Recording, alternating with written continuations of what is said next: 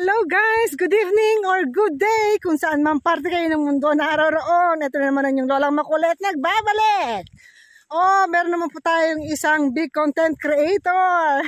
Isa siyang comedian at napakaganda ng kanyang facial expression. Yung nagugustuhan ko sa kanya, talagang napaka-kengkoy niya. Pag napapanood mo, tanggal talaga ang stress mo. At mapapaindak ka sa bawat sayo na ginagawa niya. Talaga namang ito ang dapat ng mga tularan. Tanggal ang stress, tanggal ang lungkot, at lagi ka talagang mapapangiti. Isa na naman tayo sa mga napapasaya ni Miss Kay Bonifacio. Ito siya. Na-shoutout niya tayo. Corazon Guevara. Hindi ba?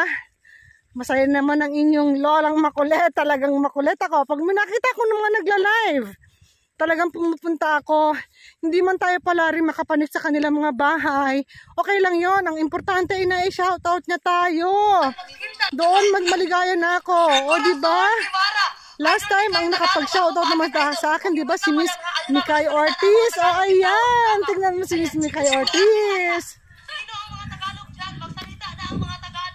Kaya guys, kayo dyan, kung gusto nyo tumaas ang inyong engagement at ang inyong reach, punta kayo sa may mga nagla-live. Huwag kayo mahiya.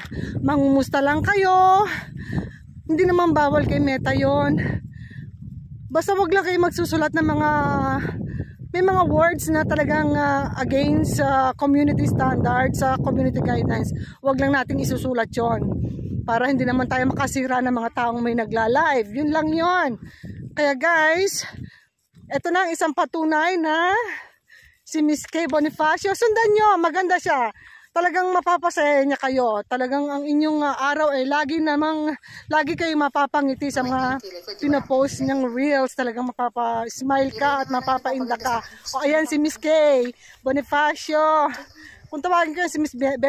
Ayan, Corazon Guevara. Hindi man ako nakapanik sa kanya dahil ang nilagay naman doon quick live lang siya para magkaroon naman siya ng connection sa kanya mga followers. Isa rin kasi ako sa kanya mga followers. At siyempre hindi naman all the time pwede siya magpaka dahil may trabaho din yung tao. So igalang natin yung kanyang trabaho na siyempre hindi naman pa pwedeng lagi ka nakababad sa cellphone, baka makita ng amo, mahirap na, 'di ba? Ganyan lang yan guys. Kaya kapag gusto mo talaga makipag-connect sa mga iyong followers, kahit hindi ka makapagpaakyat, you may find ways.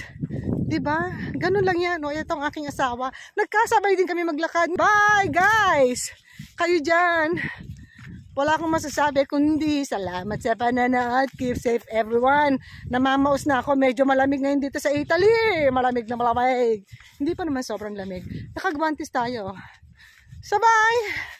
Thanks for watching!